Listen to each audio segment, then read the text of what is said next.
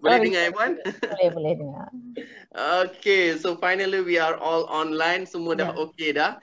Kan saya baru cerita kepada kita punya para hadirin-hadirat dalam FB live tadi, bila siaran langsung ni kita dah test belaka semua sebelum sebelum start pun, bila nak start ada masalah kan. Itu biasalah berlaku, ini siaran langsung kan, kita kena orang kata kita kena hadapi lah, insyaAllah. Baik, sekiranya tanpa membuang masa, kita mulakan insyaAllah pada sesi kita pada pagi ini. Assalamualaikum warahmatullahi taala wabarakatuh dan salam sejahtera. Pertamanya saya alu-alukan ke semua ahli panel kita pada pagi ini yang sudi meluangkan masa, dan sedikit pengenalan topik kita pada pagi ini, kehidupan pasca COVID-19. Bakal menyaksikan masyarakat di negara kita ni terbagi kepada dua kumpulan yang berpegang pada gaya hidup yang berbeza. Satu kumpulan terdiri daripada kelompok masyarakat yang mengamalkan kebiasaan baru, norma baru, selepas menimba pelbagai pengajaran susulan wabak COVID-19 ni. Kemunculan gaya hidup ni berteraskan kebiasaan baru itu termasuk tingkah laku segelintir masyarakat yang mungkin taksub lah dengan isu kesihatan sehingga menjaga segenap aspek pergaulan. Kalau sebelum ni orang tidak ambil peduli dengan sesiapa pun bersin di khalayak ramai, sekarang ni kalau orang bersin je pun dah mula dah orang ibarat tabu dah kan, perkara paling pantang kan. Jadi itulah gaya hidup. Tapi kalau dalam bisnes pula, sudah semestinya usahawan akan adaptasi perniagaan mereka. Menerusi konteks sosial ialah sebenarnya pengubahsuaian tingkah laku manusia yang tercetus rentetan penularan COVID-19. Para hadirin hadirat sekalian, ramai yang membandingkan perkembangan teknologi dengan norma baru ni. Contohnya orang kata okey, kalau kita tak bertukar akan jadi macam Nokia ataupun Kodak. Kita kena ingat bahawa Nokia dan Kodak dah nampak dah teknologi itu datang, tapi dia tak berubah. Itu satu. Kita ni seperti dilanda tsunami. Sekali kena COVID-19, suka tak suka kita kena berubah. Kan? Itu beza dia. Zaman tu dengan zaman apa yang kita lalui pada hari ini. Jadi untuk membincangkan fenomena ini, alhamdulillah Adfim bawakan 3 panelis yang tersohor dan pakar insya-Allah untuk kita bincangkan. Bersama saya pada hari ini adalah Encik Azizi Mustafa, Timbalan Pengurusi Adfim dan juga Ketua Kewangan Pembangunan MIDF, Encik Azizi, dan Puan Khadijah Iskandar, Bendahari Adfim dan penanggung tugas Ketua Pegawai Eksekutif Agrobank. Dan bersama kita juga Puan Azrina Juliani Abdul Jalil, Ketua Pegawai Operasi Perbadanan Nasional Berhad. Selamat datang kepada ahli panel kita semualah pada pagi ini insya-Allah. Jadi program pada pagi ini tuan-tuan dan puan-puan adalah santai juga, tidaklah orang kata apa all protokol sahaja kan. Kita pada pagi ini adalah santai, insya-Allah kita akan cuba memahami aspek-aspek norma baru pasca COVID-19. Baik, insya-Allah. Jadi tuan-tuan dan puan-puan ahli panel, boleh kita mulakan ya insya-Allah? Okey, insya-Allah. Jadi kita mulakan dengan Puan Khadijah. Puan Khadijah, kita lihat Agrobank merupakan salah satu pemangkin kepada pembangunan industri pertanian. Asal dulu dia start daripada bank pertanian sehingga ke hari ini. Sehingga hari ini sudah di rebranding menjadi Agrobank. Namun dalam sejarah negara ini, pandemik seperti ini belum pernah berlaku. Viral dalam media sosial kebelakangan ini lambakan sayur-sayuran di pasar-pasar. Kita lihat kan. Apakah keadaan industri pertanian, khususnya petani, penternak dan umumnya mereka yang terlibat dalam industri ini? Adakah mereka terkesan ikut mana? Apakah nomor baru yang Puan Khadijah dan Agrobank lihat bagi industri pertanian? Silakan Puan Khadijah. Okay. Terima kasih Prasad. Assalamualaikum everyone. Tadi ada disebut pasal isu lambakan. Lambakan tu adalah satu kes yang terpencil sebenarnya ya. Semua industri memang terkesan dengan COVID-19 ni. Apa yang kita nampak lambakan tu adalah disebabkan sebelum ni arrangement is B2B, daripada business to business. Tapi bila adanya COVID-19, kita industri yang pertama yang terkesan adalah pelancongan. So maknanya restoran, hotel-hotel, banyak operasi mereka terkesan. Dan bila ada MCO ni lagilah B2B tu, maknanya pengeluar atau petani kita selalunya dia hantar terus kepada bisnes-bisnes ni, tapi disebabkan oleh MCO ataupun COVID, mereka tak boleh lagi hantar pada traditional customers yang dorang ada, yang mana businesses. So apa terjadi, kebanyakan pengeluar-pengeluar ni atau petani-petani kita, dia terpaksa menjual terus kepada consumer. Maknanya business to consumers. Disebabkan ini satu benda yang mengejut. So kita nampak peningkatan daripada pre-order atau online order kan, daripada ni. Walaupun sebab dia dilakukan secara mengejut, dan adalah penting selepas ni new normal dia kena improve. Sebab kita tahu masa MCO tu sebab keadaan yang terdesak, ada juga order-order yang diorang tak boleh nak fulfill. Ya. Satu daripada kepada yang pengeluar-pengeluar kita ni lah, petani-petani yang ada membuat jualan barangan terus ni. Dari segi golongan yang lain pula seperti petani, peternak, nelayan, mereka terkesan sebab disebabkan oleh MCO atau PKP, pekerja-pekerja tak boleh nak turun. Bila pekerja-pekerja tak boleh nak turun, dan of course operasinya pun affected, produksi affected, cash flow affected. Apa yang penting yang kita belajar daripada sini, sebelum ni pun kita dah menggalakkan semua petani kita menggunakan IR 4.0 ya, menggunakan IoT, artificial intelligence. So saya rasa daripada salah satu daripada kesan-kesan COVID-19 ini adalah kesedaran menggunakan teknologi. Sama ada kita customer yang kita ada jualan terus pada consumer, ataupun kita adalah petani atau peternak ataupun nelayan. So bila kita ada menghadapi PKP macam ni, kita memang tak perlu ada menggunakan ramai tenaga pekerja. Ada yang kalau kita ada AI, kita boleh pantau daripada jauh ya. Kita tak boleh turun secara hari-hari pun kita boleh pantau semuanya melalui teknologi. Apa yang menariknya, pada 31 Mac kerajaan pun telah mengumumkan bantuan-bantuan kewangan untuk agro makanan dan juga untuk automation and digitalization. So ini adalah sangat cantik, interest profit rate yang rendah 4%. So ialah satu yang amat bersesuaian dengan new norm selepas COVID ni. Itu pendapat kami. InsyaAllah, insyaAllah. Jadi kita lihat daripada B2B jadi B2C tu ya. Kan? This is among the biggest change lah. Dia macam ni lah, bila dah kena tsunami tu, kan, tak adalah bina rumah tepi pantai lagi dah, bina rumah atas bukit kan. Dia terpaksa lah pindah ke atas bukit tu. Itulah kes dia.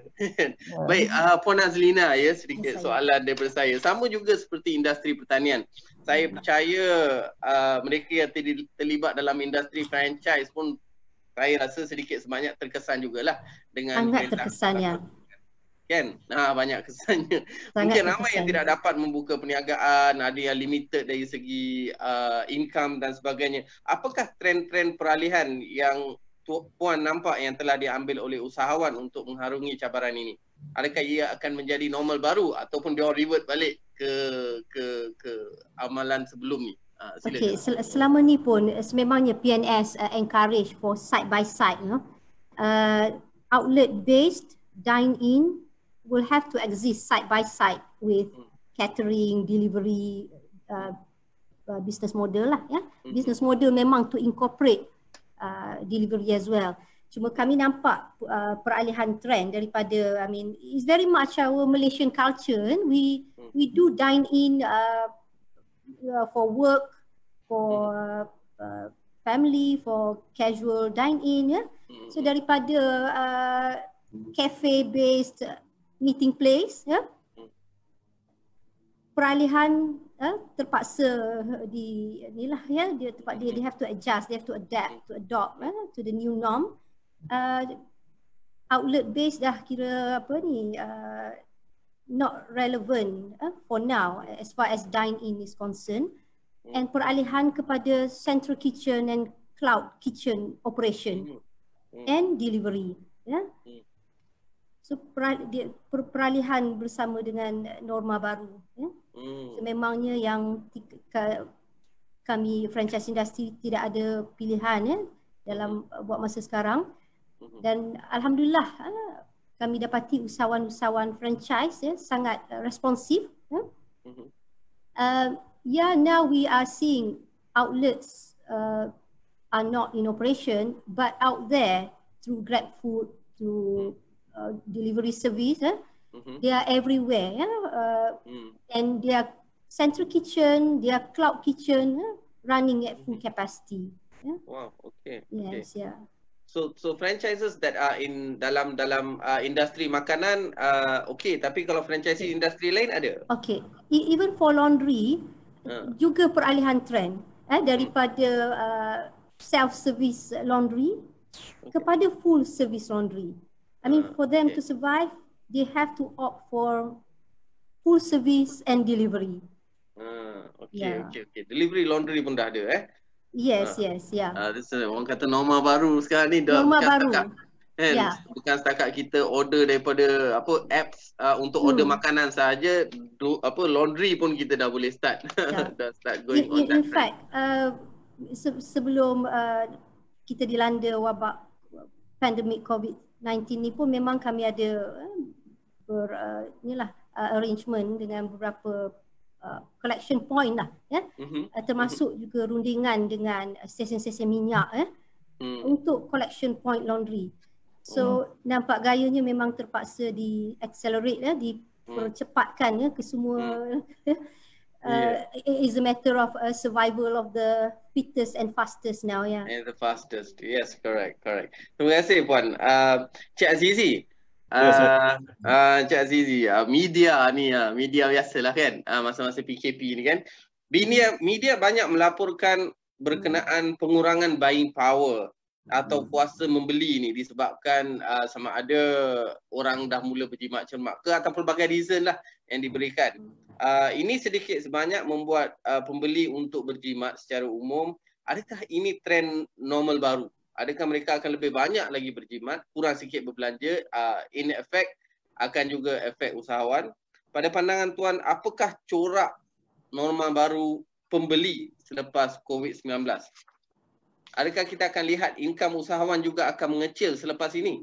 Mungkin Tuan boleh berikan sedikit pandangan. InsyaAllah. Assalamualaikum, selamat pagi Encik Prasad dan juga para pendengar sekalian. Sebenarnya buying power ataupun kuasa membeli ini memang tidak dinafikan, memang agak orang kata menurun sedikit lah ya. Tapi kalau kita lihat sebenarnya ada banyak beberapa faktor yang mempengaruhi buying power pengguna. Mungkin dua perkara utama yang berlaku buat masa ini. Satu adalah daripada segi kelembapan ekonomi ya.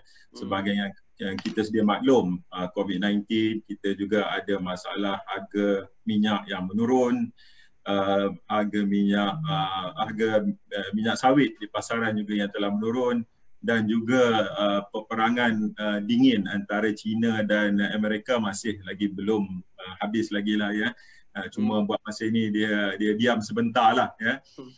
Jadi selain daripada itu, kita juga harus sedia maklum ya, ramai juga orang ramai di sana yang menghadapi kesukaran daripada segi masalah kewangan ya. Ada yang terpaksa berhenti kerja, ada yang terpaksa mengambil potongan gaji dan sebagainya. Ini adalah faktor-faktor utama yang menyebabkan kuasa membeli ini mungkin menurun buat masa ini ya.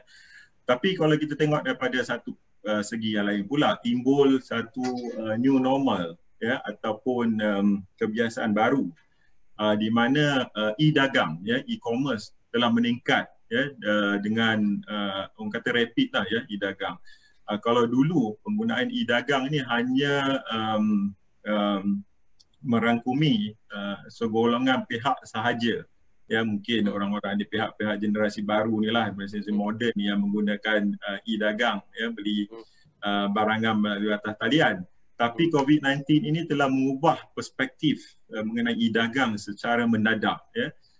Semasa perintah PKP ataupun MCO ini, boleh dikatakan hampir orang ramai kesemuanya telah menjinakkan diri untuk membeli belian barangan-barangan melalui e-dagang ya. Kalau dulu cuma perniagaan moden yang sophisticated je yang berniaga di atas talian, tapi sekarang ni kalau kita tengok makcik-makcik yang jual kuih, goreng pisang pun dah guna e-talian. Ya, Betul. adalah satu new normal lah saya rasa, yang bagus. Ianya akan mempercepatkan lagi eksplorasi kerajaan untuk menggalakkan usahawan-usahawan misalnya untuk mengadaptasikan industri 4.0 ya, Puan Khadijah ada mention tadi ya. Saya rasa ini mungkin blessing in disguise ya. Di mana kita sekarang ni terpaksa ya, sampaikan kita kalau beli grocery sekarang ni ya, beli macam-macam lah, beli ayam, beli tepung, beli daging pun semua kita sekarang ni main order saja dan tiba-tiba datang depan pintu saja ya. Jadi kita terpaksa menghadapi keadaan ini ya. Dan daripada segi sama ada ianya menjejaskan usahawan ataupun tidak, secara realitinya memang kita tidak dapat nafikan ya, ada usahawan-usahawan, peniaga-peniaga yang terjejas daripada MCO 9 ini, kebanyakannya memang terjejas. Tapi ada juga sesetengah sektor yang perniagaannya meningkat. Kalau kita tengok daripada segi logistik ya, semua orang akan perkhidmatan logistik untuk menghantar barang. Puan Jalani ada mention benda tadi kan, menghantar barang sekarang ni ya.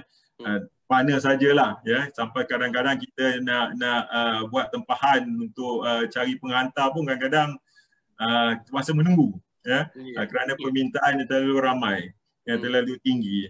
Dan juga food business ya, satu sektor yang saya rasa meningkat penggunaan semasa MCO 4 ini.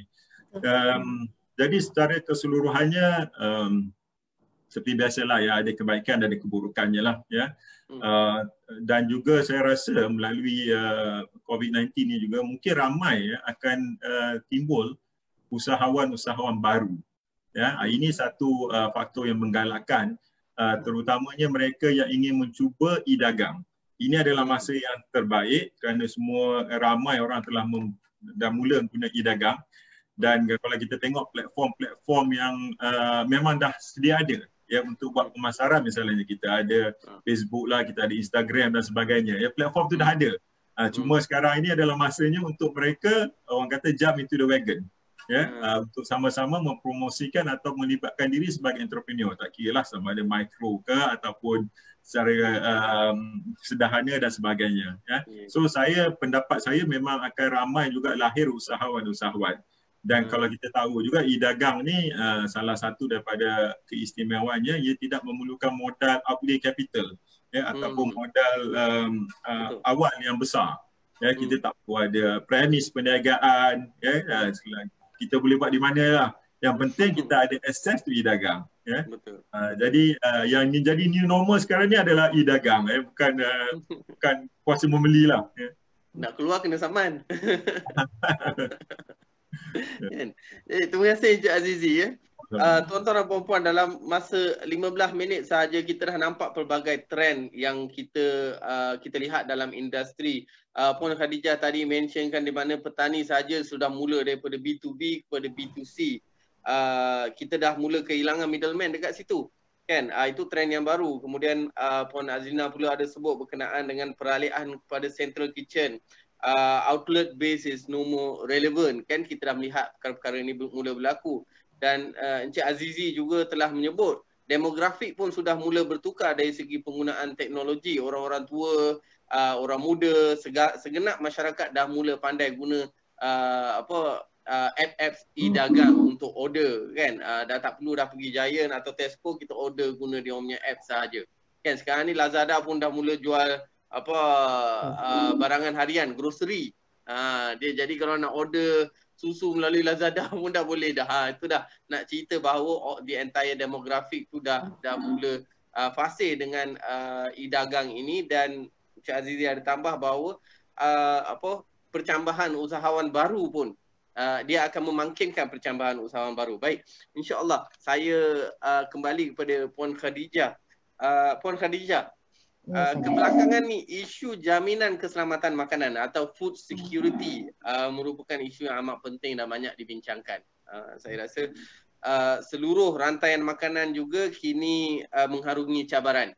Dalam keadaan ini, bagaimanakah peranan Agrobank dalam memperkukuhkan jaminan keselamatan makanan negara?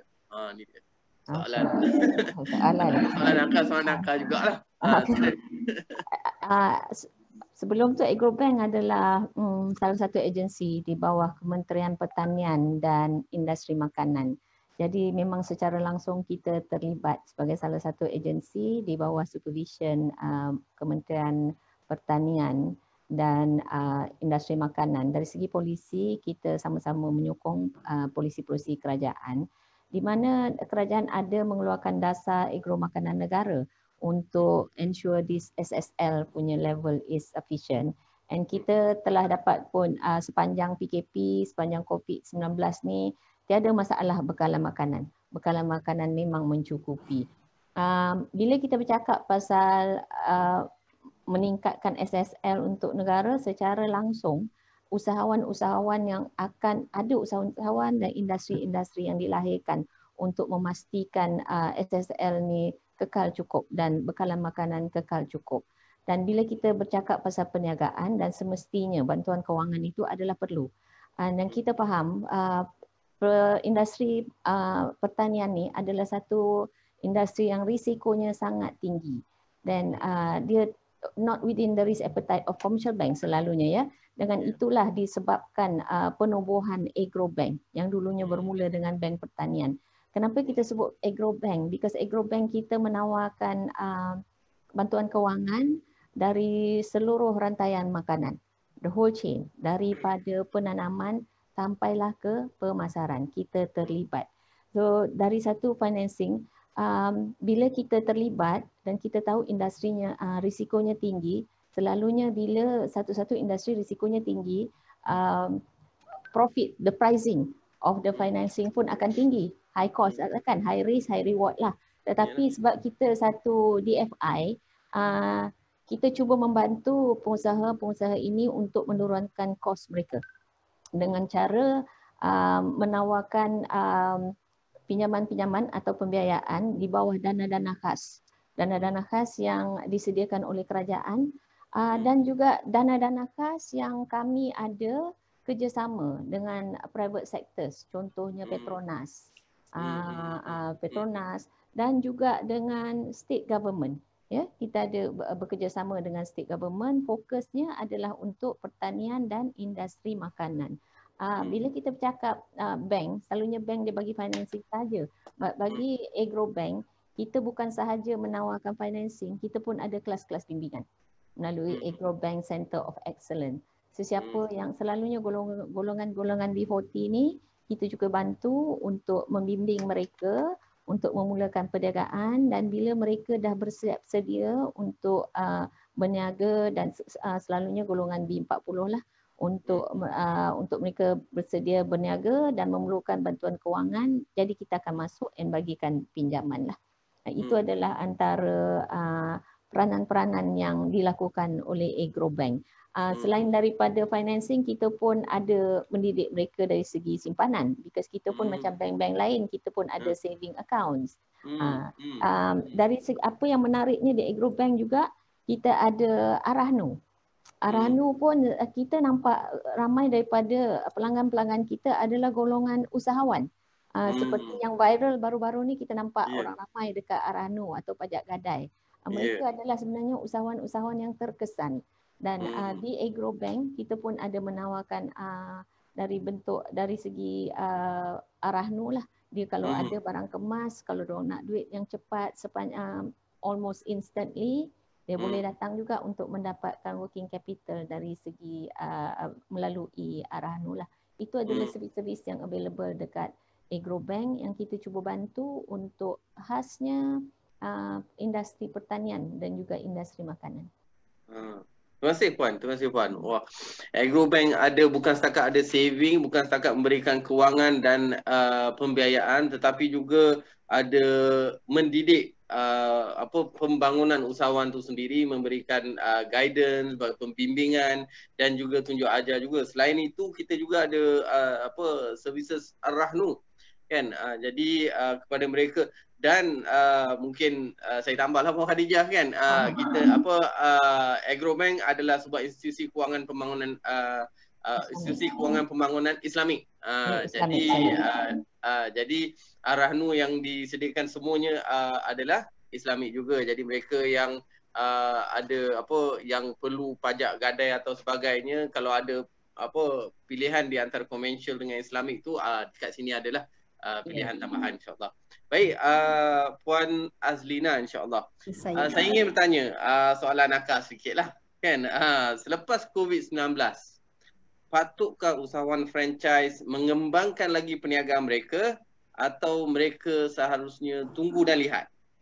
Selain itu, bagi usahawan-usahawan franchise, apakah bantuan dan sokongan yang boleh mereka harapkan daripada PNS contohnya? Silakan. Okay, on expansion, is very much based on market demand for the product, tuntutan pasaran, kehendak dan keperluan pasaran. Kami ada melihat beberapa jenama yang bukan sekadar manage to stay afloat and survive, but thrive, in surviving dalam usaha untuk mengharungi cabaran COVID-19 ni, kan? And ada juga yang mengambil pendekatan planning for expansion. So they are on planning mode. They are strengthening their unique selling proposition, dan pemantapan sistem franchise tu sendirilah, So now that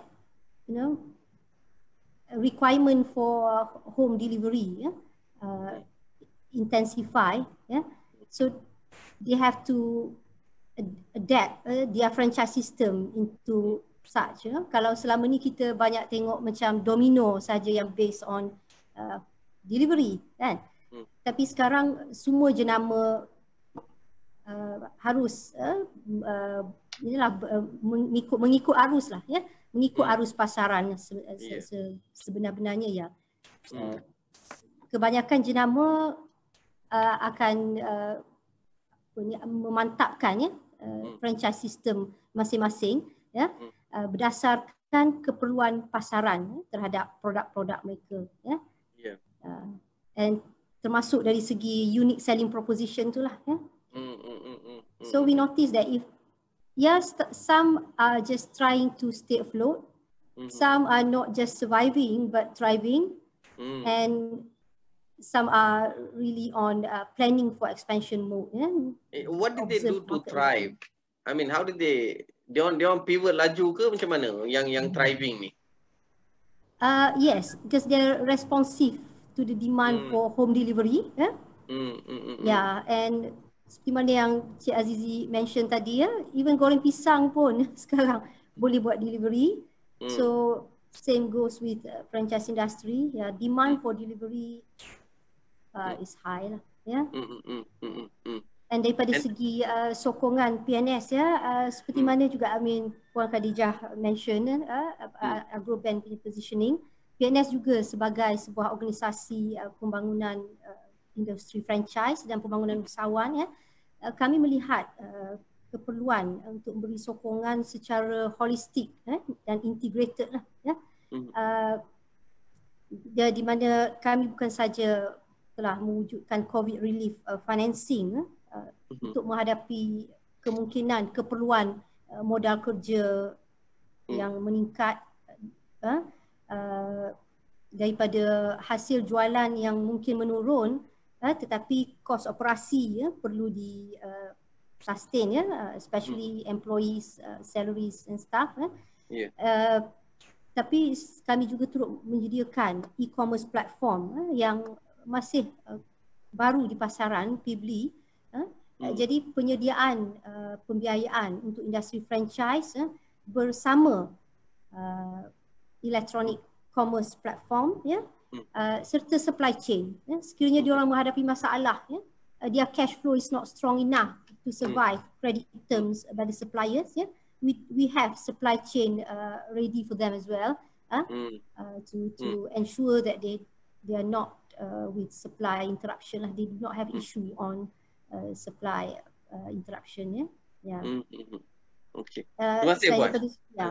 Training juga merupakan salah satu aspek jugalah yang sokongan daripada segi pengurusan keuangan, pemasaran, pembangunan produk, Yeah. So insyaAllah we will live up to our role as a custodian for franchise industry. Academy PNS kan branding dia untuk Yeah, Franchise Institute. Yeah, it used to be Okay. Academy based. Now it's Franchise Institute now for our focus, orientation on franchise knowledge. Okay, Franchise Institute. Yeah, provider our franchise knowledge lah. Yeah. Okay, okay. Baik, yang bagi apa ya tuan-tuan dan puan-puan, dan kita lihat usaha-usaha yang telah yang sedang dilaksanakan oleh PNS untuk membantu industri franchise. Bagi mereka yang baru buka satu kedai, kalau nak buka 2 kedai, 3 kedai ataupun 15 kedai lepas COVID-19 ni, pergilah ke PNS insya-Allah. Baik, seterusnya Encik Azizi. Okey, mungkin terdapat banyak kerisauan dan ketidakpastian di kalangan usahawan pasca COVID-19 dan ketidakstabilan politik antarabangsa juga mungkin merisaukan usahawan. Tadi Encik Azizi ada sebut pasal perang dingin tersebut. Soalan saya, sekiranya usahawan memohon pembiayaan, adakah terdapat kemungkinan kadar faedah berubah ke akibat ketidakstabilan politik atau ekonomi? Apakah pembiayaan di MIDF yang harus usahawan manfaatkan bagi menghadapi norma baru ni? InsyaAllah. Encik Azizi, silakan. Terima kasih Encik Fasad. Saya rasa buat masa ini mungkin orang ramai lupa kot masalah politik ni. Yang penting sekarang ni bagi para usahawan adalah untuk memikirkan bagaimana untuk reboot ataupun untuk memulakan dan merancangkan kembali perniagaan atau bisnes mereka lah ya. Yang kalau kita tengok berbagai bantuan yang telah disediakan oleh pihak kerajaan ialah untuk membantu usahawan-usahawan ini untuk memulakan bisnes mereka semula. Sebagaimana yang kita sedia maklum, beberapa hari lepas Bank Negara telah mengumumkan pengurangan overnight policy rate ataupun OPR ya, sebanyak 50 basis point, dan ini membolehkan pihak institusi kewangan juga untuk menurunkan kadar faedah atau profit rate bagi mereka untuk menyediakan pinjaman kepada usahawan-usahawan. Jadi yang penting sekarang ni saya rasa adalah untuk semua pihak ya, terutamanya pihak-pihak institusi kewangan untuk membantu usahawan untuk memulakan ataupun reboot balik bisnes mereka. Ya, jadi sehubungan dengan itu di pihak kami di MIDF, selain daripada skim-skim yang sedia ada ya untuk automation dan untuk modernization, kita akan insyaAllah dalam waktu yang terdekat ini kita akan melancarkan satu skim baru ya, skim pinjaman mudah digital dan teknologi. Ya, ini amat bersesuaian timely lah ya. Kerana lebih banyak usahawan sekarang ini yang akan mencuburi e-dagang ataupun e-commerce. Jadi melalui skim yang baru ini yang kita bekerjasama dengan MITI ataupun Kementerian Perdagangan Antarabangsa dan Industri, ianya akan menyediakan modal kerja dan juga pembelian aset ya untuk usahawan untuk mencuburi e-commerce. Ya. Jadi itulah sedikit sebanyak bantuan yang kami berikan di waktu COVID-19 ini untuk usahawan-usahawan di Malaysia. InsyaAllah. Terima kasih Encik Azizi. Baik, para hadirin sekalian, usahawan yang sedang mendengar program kita pada pagi ini kan, MIDF sudah pun mula menyediakan kemudahan-kemudahan digital sebagaimana yang Encik Azizi sebut tadi, dan kita sebagai usahawan seharusnya mengambil masa 2-3 minggu sebelum PKP ini dimasukkan dan sebagainya untuk kita bersedia untuk melonjak ke hadapan dan kita boleh explore dah bantuan-bantuan yang telah disediakan oleh MIDF dan juga agensi-agensi lain insyaAllah. Di samping kita bersiap sedia untuk raya jugalah kan, kita tengok perkara ni. Baik, insyaAllah. Seterusnya Puan Khadijah, ni kita dah masuk ke round terakhir lah insyaAllah ya. Jadi saya nak tanya pada Puan Khadijah lah soalan akhir. Apakah sebarang nasihat Puan Khadijah kepada usahawan di luar sana, khususnya usahawan-usahawan di bidang pertanian? Silakan. Okey. Kita tahu sekarang ni memang hangat diperkatakan pasal moratorium, di mana usahawan-usahawan kita ada mendapat sedikit relief dengan tidak perlu membayar some of the financing. Kita galakkan pada semua usahawan-usahawan ni, the first thing they need to do, semak keadaan kewangan masing-masing. Keadaan kewangan masing-masing, dan sila buat ramalan atau projected cash flow, especially cash flow dia semua, apa akan terjadi dan macam mana hendak membina semula perniagaan mereka. Selepas di samping itu juga mereka hendaklah juga membuatkan few scenario planning. Maknanya apakah yang perlu dibuat berdasarkan situasi-situasi di hadapan. Kemungkinan sekiranya ada PKP lagi, adakah mereka lebih bersedia ataupun keadaan akan bertambah buruk. Jadi kena ada situasi, sama ada situasi yang terbaik, macam mana diorang akan react, dengan situasi yang lagi buruk, macam manakah mereka akan react. Selepas itu, nasihat-nasihat saya ini amat penting pada usahawan-usahawan. Sekiranya mereka mendapat tahu ada masalah kewangan, tidak dapat membayar komitmen, especially selepas 6 bulan moratorium ni bulan Oktober, walaupun di Agrobank kita menyediakan secara automatik the rescheduling atau restructuring, maknanya penjadualan semula atau restructuring, tetapi sekiranya itu tidak mencukupi, adalah amat penting usahawan-usahawan ni pergi berjumpa dengan semua bank mereka. Berjumpa and berterus terang.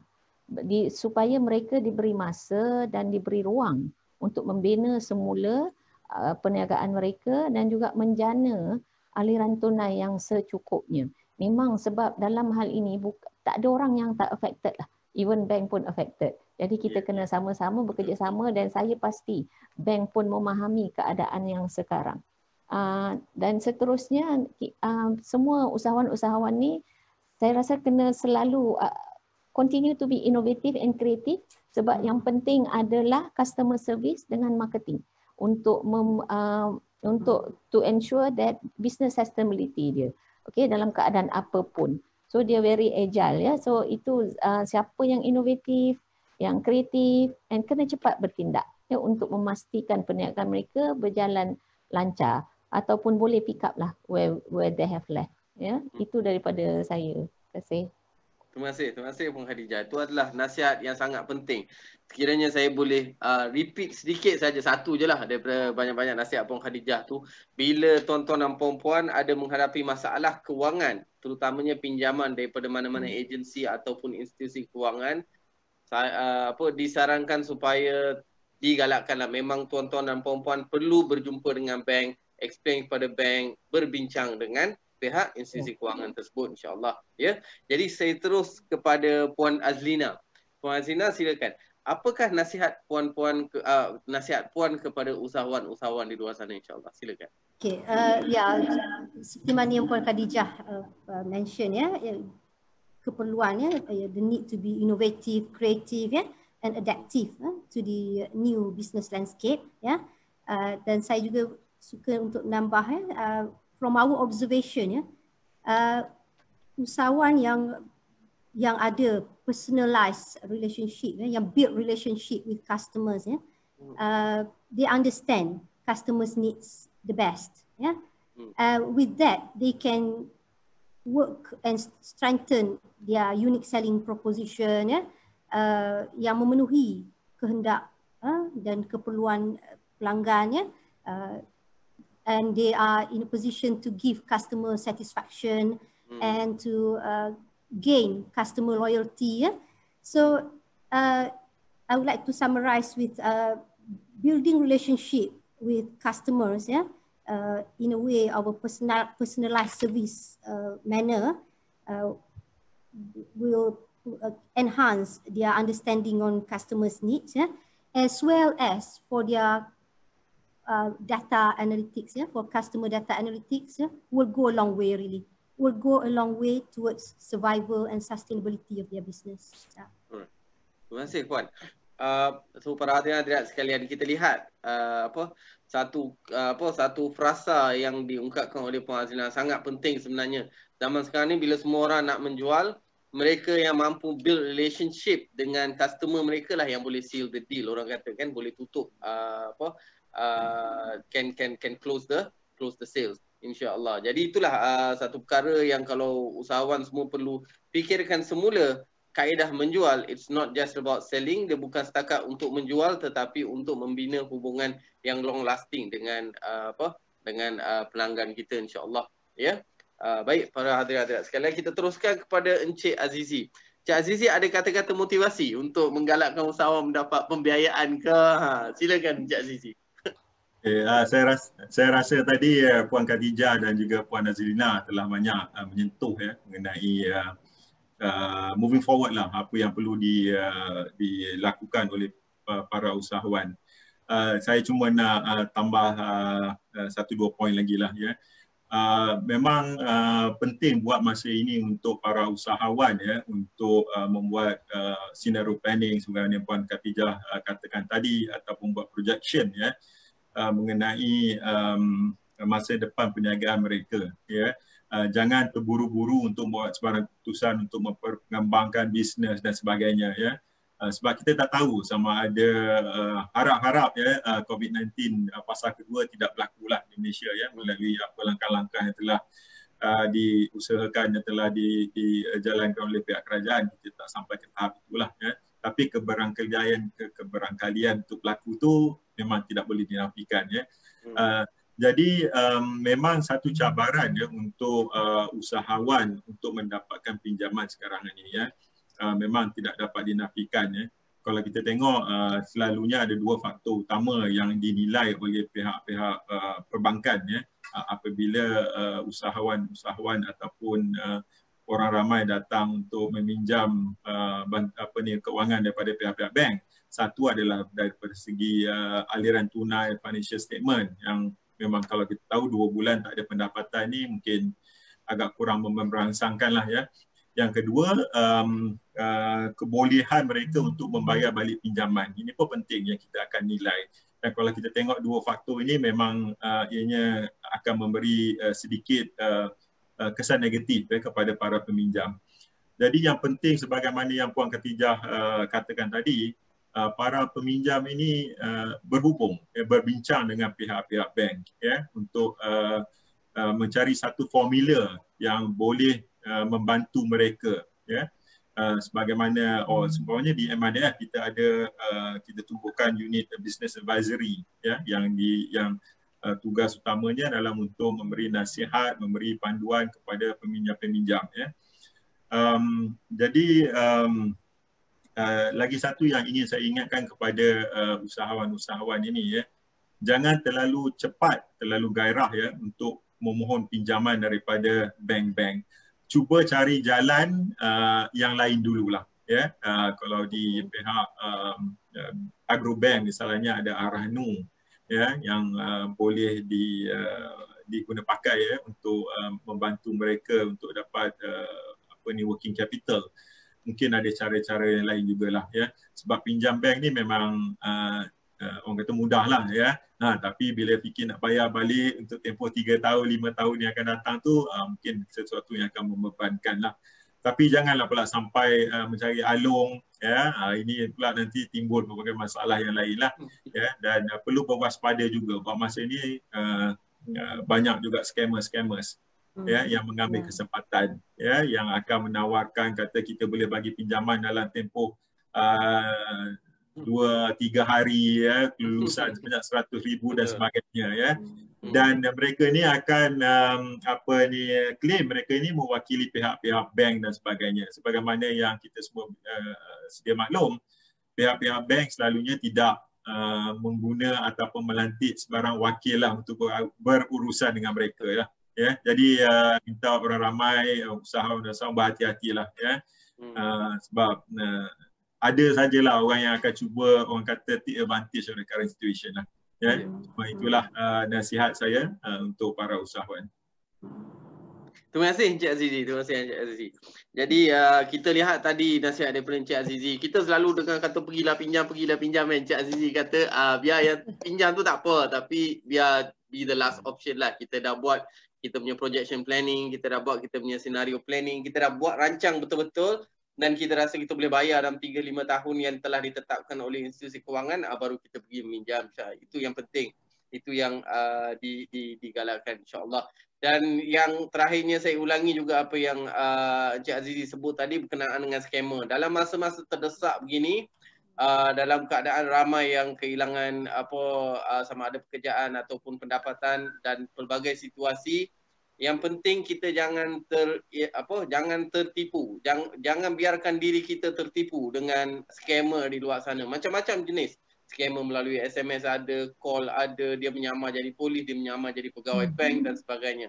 Apa yang telah Encik Azizi ingatkan kita tadi, tidak ada pihak ketiga para pendengar penonton sekalian ni, tidak ada pihak ketiga mana-mana institusi kewangan ataupun agensi, MIDF, PNS, Agrobank ataupun mana-mana institusi kewangan, tidak ada pihak ketiga yang boleh jadi orang tengah untuk institusi kewangan tersebut. Yang kedua, kalau ada dapat phone call gini ke ataupun dapat panggilan telefon yang meragukan, mencurigakan, telefon institusi tersebut. Kalau orang tu dia telefon kata, oh saya daripada Agrobank, tak apa, letak telefon tersebut, telefon Agrobank daripada talian rasmi di laman web.